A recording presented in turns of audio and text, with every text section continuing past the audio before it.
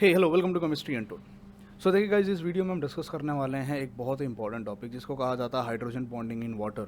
इससे ज़्यादा बेहतरीन तरीके से आप इसको जानते हो एनोमलस बिहेवियर ऑफ वाटर के बारे में। इस नाम से अब ज़्यादा इसको जाना जाता है। अब हम सब लोगों ने 11th स्टैंडर्ड 12th स्टैंडर्ड में ये पढ़ा है कि पानी जो है वो थोड़ा अजीब बिहेव करता है 0 डिग्री से 4 डिग्री के बीच में।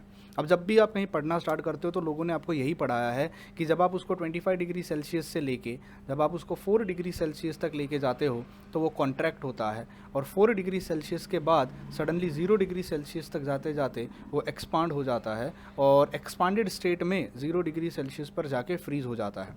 और सेम उल्टा होता है, 0 डिग्री से 4 डिग्री पे जब उसको लेके जाते हो तो रेदर देन एक्सपांडिंग वो कॉन्ट्रैक्ट होता है, और 4 डिग्री से लेके जब आप उसको जैसे जैसे आगे लेके जाते हो वो एक्सपांड होता है। इसको हम लोगों ने एनोमलस बिहेवियर ऑफ वाटर के बारे में इस नाम से हमने इसको पढ़ा है। बट सबसे बड़ी प्रॉब्लम ये है कि बहुत कम स्टूडेंट्स इसके पीछे के रीजंस को समझ पाते हैं कि अगर एनोमलस बिहेवियर ऑफ वाटर हो रहा है, यानी 4 डिग्री सेल्सियस से लेके 0 डिग्री सेल्सियस के बीच में पानी एक्सपांड हो रहा है तो क्यों हो रहा है। देखो, इसको मैं कुछ इस तरीके से समझा सकता हूँ। अगर मेरे पास किसी भी कंटेनर में कोई भी लिक्विड अगर है, किसी भी लिक्विड की प्रॉब्लम या प्रॉपर्टी ये होती है कि जब भी उस लिक्विड को आप कूल करोगे, कूलिंग करने पर हमेशा लिक्विड कॉन्ट्रैक्ट होता है, कॉन्ट्रैक्ट होता है, कॉन्ट्रैक्ट होता है, और 0 डिग्री सेल्सियस जब भी उसका फ्रीजिंग पॉइंट आता है, जरूरी नहीं हर एक लिक्विड का फ्रीजिंग पॉइंट 0 डिग्री होता है, हर एक लिक्विड का फ्रीजिंग पॉइंट अलग अलग होता है। पानी का 0 डिग्री है।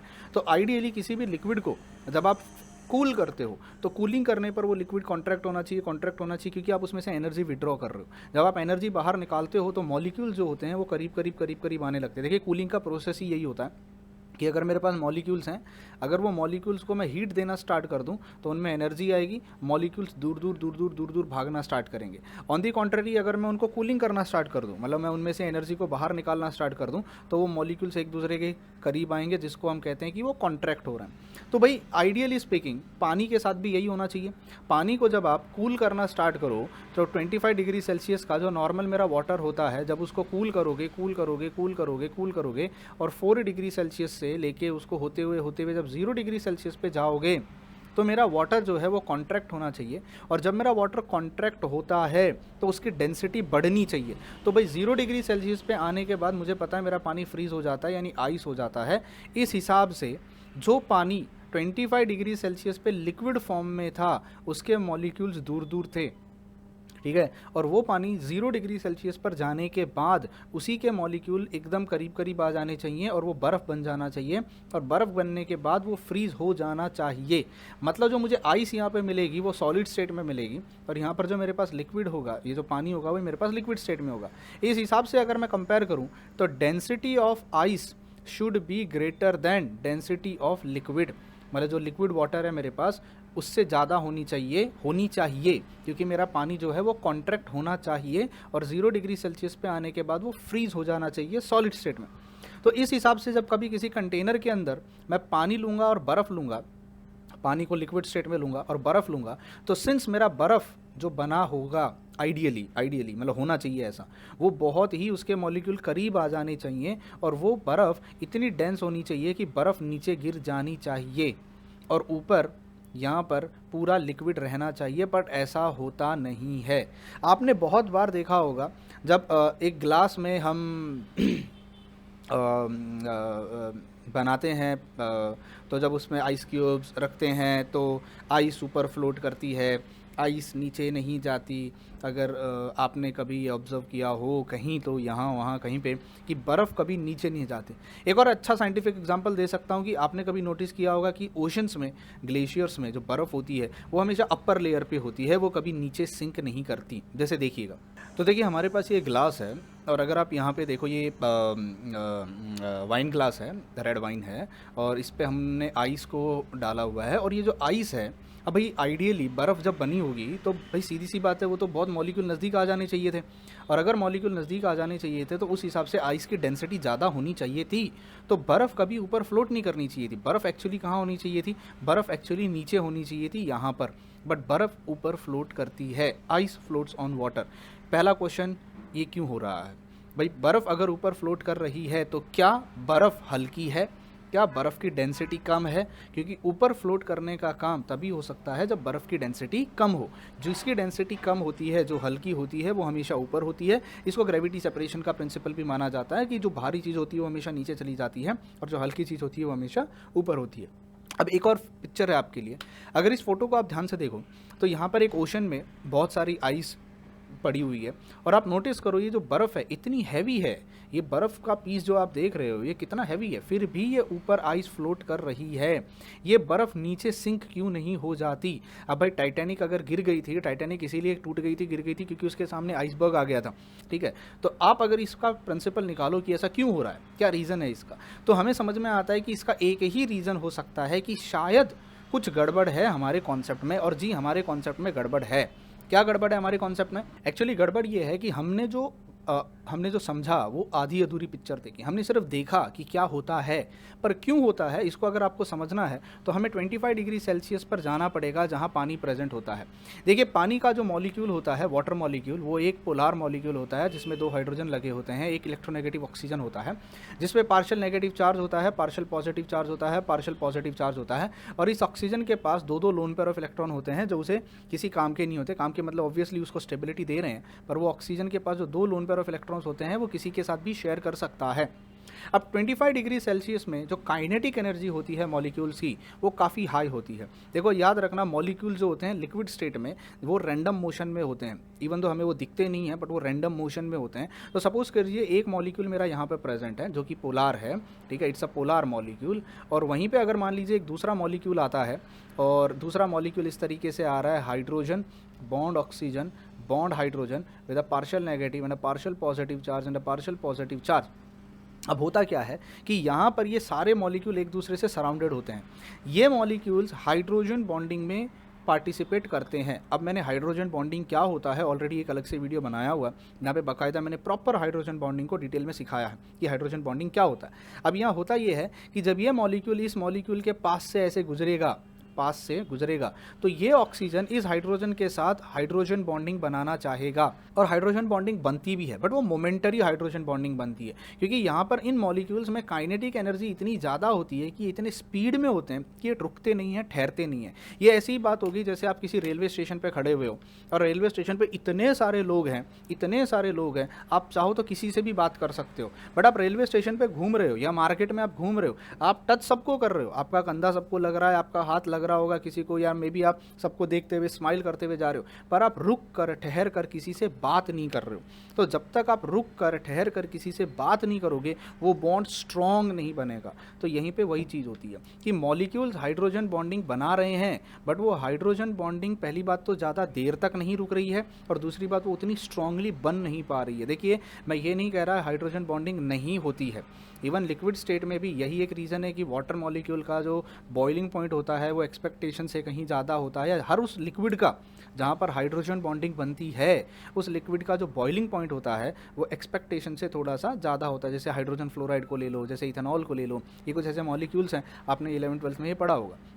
तो 25 डिग्री सेल्सियस पे मॉलिक्यूल्स में इतनी एनर्जी होती है कि वो रुक कर ठहर कर 2 लम्हा बात भी नहीं करते हैं, वो भाग रहे होते हैं यहाँ से वहाँ, पता नहीं किस चीज़ की रेस लगी होती है, क्योंकि लिक्विड स्टेट में जब आप उनको कूल करना स्टार्ट करते हो उनकी अकड़ कम हो जाती है, उनमें एनर्जी निकल जाती है, वो ठंडे हो जाते हैं। जब वो ठंडे हो जाते हैं तो मॉलिक्यूल करीब आने लगते हैं क्योंकि अभी उनमें एनर्जी है। 25 degree Celsius represents a normal temperature मतलब अच्छी खासी एनर्जी होती है। तो जैसे ही आप उनको कूल करना स्टार्ट करते हो तो कूल करते जितना ज़्यादा आप उनको कूल करोगे आप उनकी अकड़ कम कर रहे हो। मॉलिक्यूल्स, पूरा वाटर मॉलिक्यूल एक दूसरे के करीब आने लगेगा।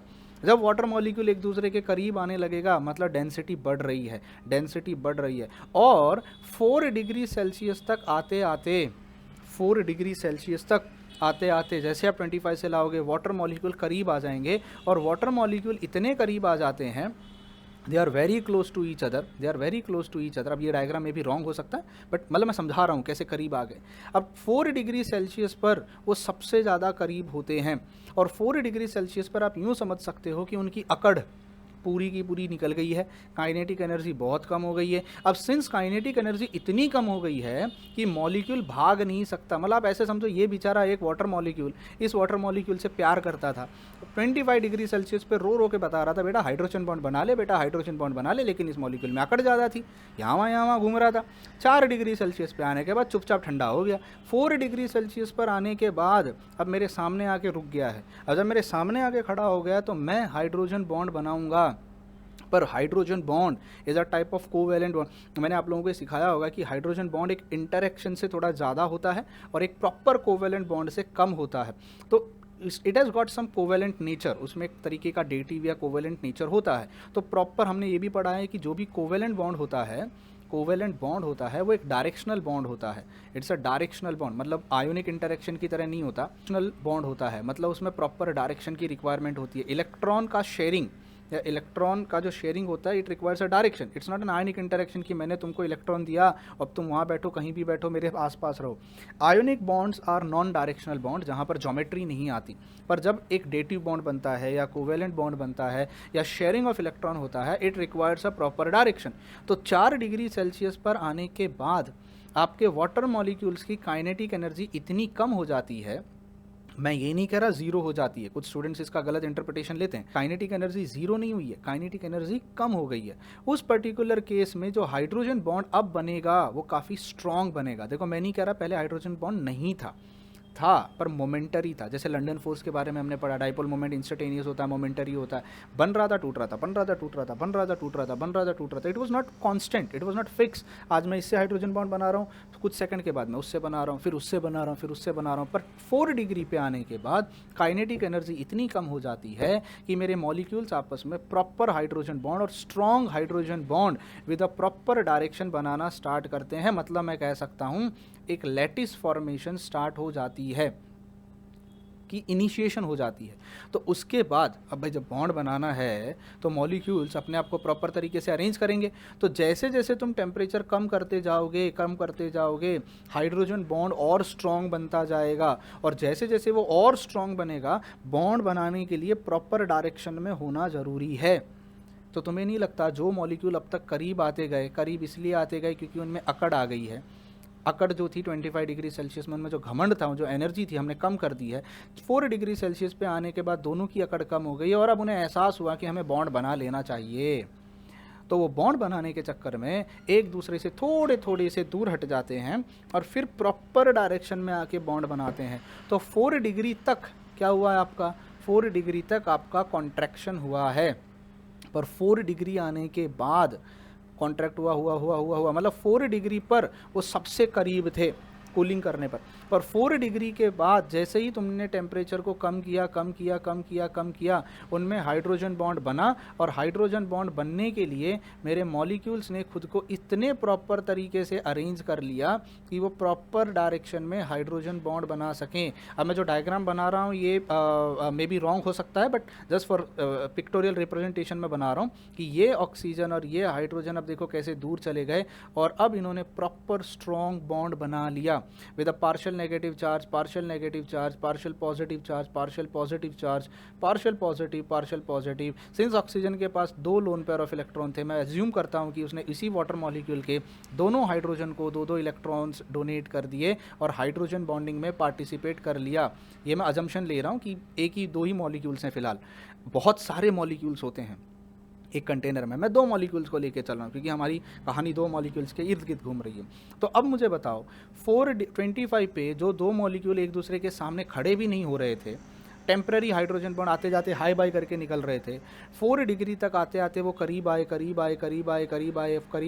4 डिग्री पर उन्हें एहसास हुआ कि हमें बहुत स्ट्रॉन्ग हाइड्रोजन बॉन्ड बना लेना चाहिए क्योंकि hydrogen bond is a very weak bond, ठीक है, बहुत वीक होता है और वो बहुत ही कम रेंज पे ऑपरेट करता है। तो जब मॉलिक्यूल करीब आने लगेंगे तो हाइड्रोजन बॉन्ड स्ट्रॉन्ग होने लगेगा। तो जैसे ही 4 डिग्री पे हाइड्रोजन बॉन्ड स्ट्रॉन्ग होने लगा, वहाँ पर मॉलिक्यूल्स ने एक प्रॉपर ओरिएंटेशन ले ली और अपॉन दैट टेम्परेचर भी कम हो गया। तो डोंट यू फील अब 2 मॉलिक्यूल्स ने स्ट्रॉन्गली एक दूसरे को पकड़ा हुआ है, बट डोंट यू फील बीच में वॉइड क्रिएट हो गई है। तो ये जो वॉइड क्रिएट हुई या जिसको हम कहते हैं स्पेस, कि क्यों ही, क्योंकि मॉलिक्यूल एक दूसरे से थोड़े से दूर हो गए प्रॉपर लैटिस स्ट्रक्चर बनाने के लिए। To be very frank, ice में जो हमारा वाटर मॉलिक्यूल होता है वो टेट्राहेड्रल स्ट्रक्चर में प्रेजेंट होता है, क्योंकि ऑक्सीजन के पास ऑलरेडी एक हाइड्रोजन होता है और दो लोन पेयर ऑफ इलेक्ट्रॉन्स होते हैं, तो एक यहाँ बॉन्ड बनाता है तो एक यहाँ बनाता है, तो this type of structure is tetrahedral. अगर मैं आपको बताऊँ प्रॉपर तरीके से तो मैं इसको ऐसे बता सकता हूँ कि अगर ये मेरा ऑक्सीजन मॉलिक्यूल था, एक वाटर मॉलिक्यूल था जिसमें एक हाइड्रोजन लगा होता है, मान लेते हैं यहाँ पर, दूसरा हाइड्रोजन होता है यहाँ पे पेपर के प्लेन में, तो एक लोन पेयर ऑफ इलेक्ट्रॉन यहाँ बॉन्ड बनाता है और दूसरा lone pair of electron paper के नीचे बॉन्ड बनाता है।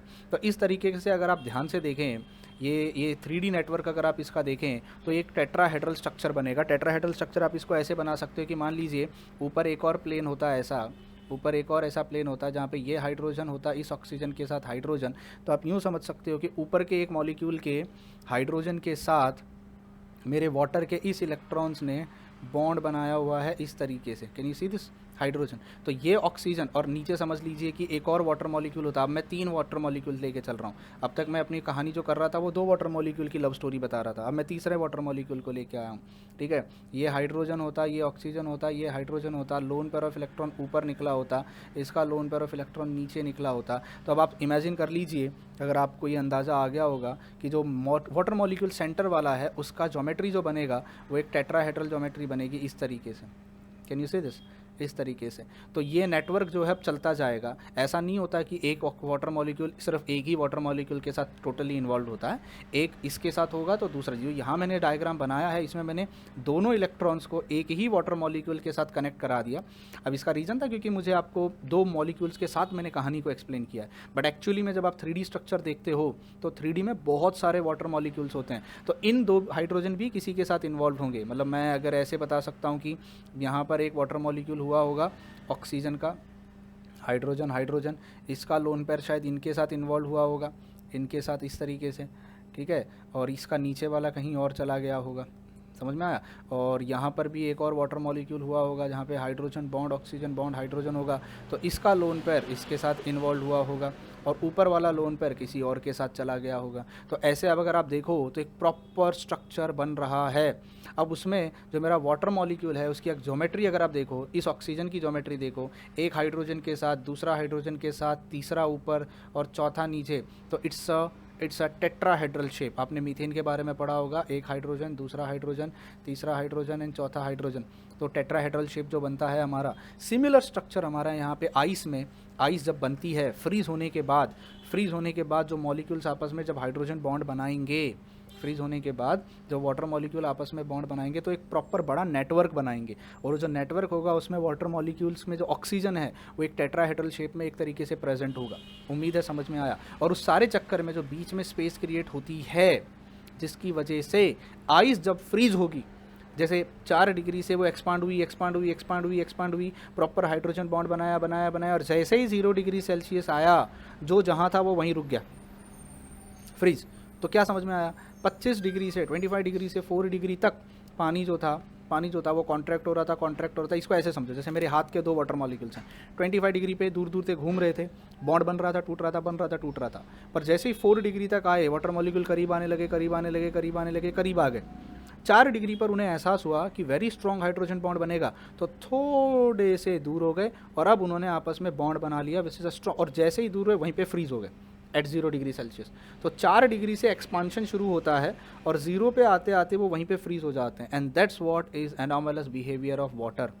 क्यों? क्योंकि एक्चुअली उसको कंप्लीट फ्रीज होना चाहिए था, कंप्लीट कॉन्ट्रैक्ट होना चाहिए था, बट सडनली 4 के बाद वो बाहर चला जाता है। इसको अगर मैं ग्राफिकली एक्सप्लेन करूँ, मुझे उम्मीद है आपको एनॉमलस बिहेवियर ऑफ वाटर का रीज़न पता चल गया होगा क्या है, और ये डायग्राम आपको बहुत कुछ समझाने के लिए काफ़ी है, ठीक है। इसको आप 3D डायग्राम मान सकते हो, ठीक है। अब अगर इसका मैं रीज़न आपको एक्सप्लेन करूं तो आप यूं समझ सकते हो कि ये जो ग्राफ आप देख रहे हो यहाँ पर मैंने एक तरफ बनाया है वॉल्यूम वर्सेस टेम्परेचर। तो हम एक काम करते हैं, 10 डिग्री सेल्सियस से स्टार्ट करते हैं। मान लीजिए पानी जो है वो 10 डिग्री पे है तो फैला हुआ होगा, एक्सपांडेड स्टेट में होगा। अब जैसे ही तुम टेम्परेचर कम करोगे, आप टेम्परेचर को उल्टा लेके चलो, उल्टा रीड करो ग्राफ को, तो जैसे ही आप टेम्परेचर कम करना स्टार्ट करोगे, वॉल्यूम धीरे धीरे कम हो रही है, धीरे धीरे धीरे धीरे धीरे धीरे धीरे धीरे धीरे धीरे कम हो रही है, वॉल्यूम कम हो रही है, कम हो रही है, कम हो रही है, कम हो रही है, कम हो रही है। क्यों? क्योंकि मेरा वाटर मॉलिक्यूल कॉन्ट्रैक्ट हो रहा है। और जैसे ही वो 4 डिग्री पर पहुंचेगा, सबसे कम वॉल्यूम हो जाएगी, सबसे कम वॉल्यूम, मतलब मॉलिक्यूल बहुत कॉन्ट्रैक्ट हो जाएगा, वॉल्यूम कम मतलब डेंसिटी ज़्यादा। और 4 डिग्री के बाद और टेम्परेचर जब तुम कम करोगे तो मेरी वॉल्यूम बढ़ रही है, बढ़ रही है, बढ़ रही है, बढ़ रही है, बढ़ रही है, और 0 डिग्री पे जाते ही वो एक्सपांडेड स्टेट में फ्रीज होता है। तो मुझे बताओ, अगर किसी कंटेनर में एक तरफ पानी है जो कि 4 डिग्री सेल्सियस पे है, और वहीं पर उसके ऊपर एक आइस है, एक बर्फ़ है जो कि मान लेते हैं 0 डिग्री सेल्सियस पे, क्योंकि बर्फ़ है तो 0 डिग्री होगी, सीधी सीधी सी बात है भाई, ठीक है ना, बर्फ़ बनी है तो 0 डिग्री पे होगी। तो मुझे बताओ कौन हल्का होगा, कौन भारी होगा? तो ग्राफिकली मुझे समझ में आता है कि पानी 4 डिग्री पे जो था उसकी वॉल्यूम कम थी, मतलब वो कॉन्ट्रैक्टेड था, और जो 0 डिग्री पे था वही वाटर अब एक्सपांडेड स्टेट में है, बस वहाँ पे जाके वो क्या बन गया, आइस बन गया है, और यहाँ पर वो कौन से फॉर्म में था, वो लिक्विड फॉर्म में था। तो लिक्विड की वॉल्यूम कम है और आइस की वॉल्यूम ज़्यादा है। अब डेंसिटी के टर्म्स में अगर मैं बताऊं तो ये ग्राफ उल्टा हो जाएगा, क्योंकि density is inversely proportional to volume, volume कम मतलब डेंसिटी ज़्यादा। तो 4 डिग्री सेल्सियस पर उसकी अच्छा 10 डिग्री से स्टार्ट करते हैं, 10 डिग्री से। जैसे जैसे आपने टेम्परेचर कम किया, वॉल्यूम कम होने लगी, मतलब डेंसिटी बढ़ रही है, बढ़ रही है, बढ़ रही है, बढ़ रही है, बढ़ रही है, और 4 डिग्री सेल्सियस पर आपकी डेंसिटी मैक्सिमम है। पर जैसे ही तुम 4 डिग्री से कम जाते हो, पानी एक्सपांड हो जाता है, तो डेंसिटी धीरे धीरे कम होती है, कम होती है, कम होती है। तो अब अगर मैं कंपैरिजन करूँ, मुझे बताओ सबसे ज़्यादा डेंसिटी कहाँ थी? तो 4 डिग्री सेल्सियस पर पानी सबसे ज़्यादा डेंस था। उसके बाद एक्चुअली डेंसिटी बढ़नी चाहिए थी और 0 पर मैक्सिमम डेंसिटी होनी चाहिए थी, पानी फ्रीज। पर हमारे वाटर में उल्टा हुआ, क्या हुआ? डेंसिटी उल्टा कम हो गई, क्योंकि पानी एक्सपांड हो गया। अब इसका एप्लीकेशन क्या है? मतलब जो एनोमलस बिहेवियर ऑफ वाटर है उसका बहुत बड़ा फ़ायदा है। फ़ायदा क्या है? सपोज़ कीजिए मेरे पास एक तालाब होता इस तरीके से, और वहाँ पे वाटर होता। देखो हम सबको पता है, हमारा जो लेक होता है, लेक में जो पानी होता है उसमें टेम्परेचर ग्रेडियंट होता है।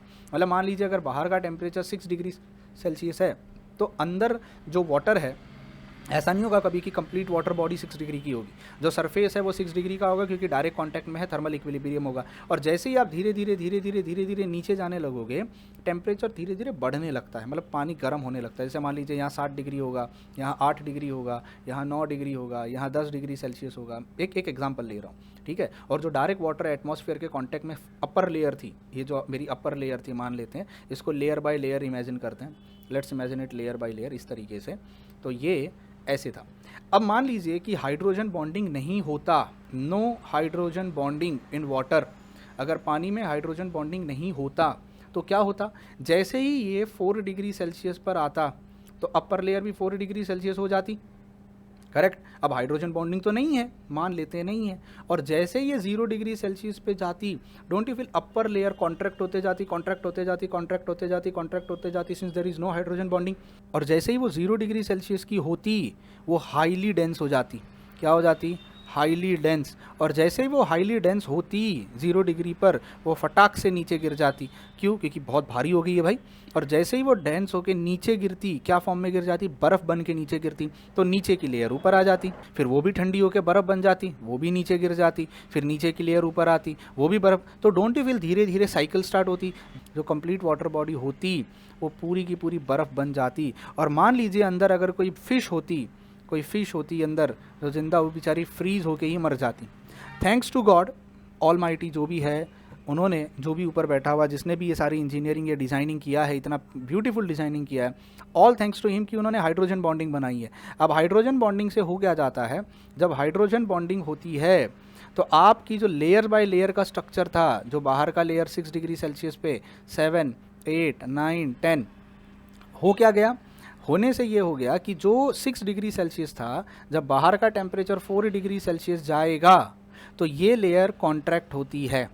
लेकिन जैसे ही 4 डिग्री से 0 डिग्री पे जाता है बाहर का टेम्परेचर एटमॉस्फेयर का, तो ये लेयर जो ऊपर थी रेदर देन गेटिंग कॉन्ट्रैक्टेड वो एक्सपांड हो जाती है और एक्सपांड होकर फ्रीज हो जाती है। इसका मतलब क्या हुआ कि ऊपर की जो लेयर थी वो क्या होगी, लेस डेंस होगी, तो वो ऊपर ही फ्लोट करेगी। अब सिंस वो ऊपर फ्लोट कर रही है, water and ice are bad conductor of heat, water and ice are bad conductor of heat, तो ना अंदर की हीट को बाहर जाने देगा और ना बाहर वाले इसको अंदर ठंडा करने देगा। अब भाई हम सबको पता है heat transfers from higher temperature towards lower, तो बाहर जीरो हो गया है ना, तो अंदर की एनर्जी बाहर चली जाएगी, तो अंदर ठंडा हो जाएगा, अंदर ठंडा हो जाएगा तो वो बर्फ़ बन जाएगा, पर आइस ऐसा होने नहीं देगा। तो आइस अब वहाँ पे किसका काम करेगा, प्रोटेक्टिव लेयर का काम करेगा।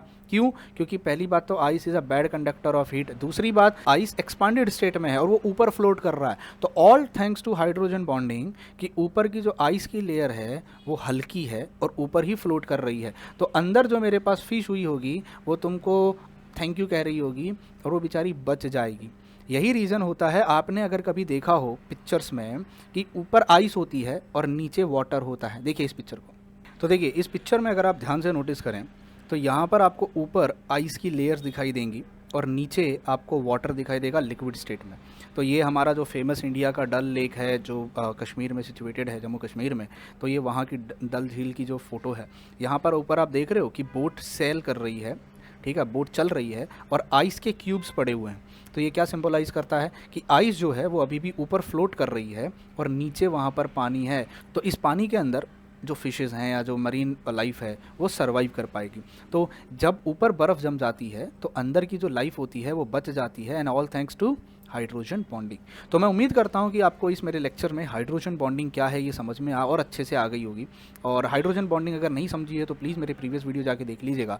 और वाटर का जो एनॉमलस बिहेवियर है, क्यों वाटर एनॉमलस बिहेवियर दिखाता है, बस सिंपल भाषा में याद रखना, 4 डिग्री सेल्सियस बनने के बाद पानी थोड़ा दूर हो जाता है और फिर फ्रीज होता है। क्यों? क्योंकि उसको प्रॉपर वे में एक सिमेट्रिकल तरीके से हाइड्रोजन बॉन्डिंग बनानी होती है, जिसकी वजह से वो एक्सपांड हो जाता है और वहीं पे फ्रीज हो जाता है, जिसकी वजह से उसके अंदर क्या क्रिएट हो जाती है, वॉइड स्पेस, और उसकी डेंसिटी कम हो जाती है। ठीक है, क्यों? क्योंकि वो एक्सपांड हो गया है। तो अगर आप इस चैनल पे पहली बार आए हो और पहली बार मुझसे मिल रहे हो तो प्लीज़ जाते जाते चैनल को सब्सक्राइब करना मत भूलिएगा और कमेंट करके बताना आपको मेरा वीडियो कैसा लगा, काफ़ी इन्फॉर्मेटिव था कि नहीं था, कुछ आपको कुछ नया सीखने मिला कि नहीं मिला। एंड हो सके तो प्लीज़ वीडियो को शेयर कर देना अपने फ्रेंड्स तक, शेयर करने के पैसे नहीं लगते। Till then bye bye, take care and God bless you all.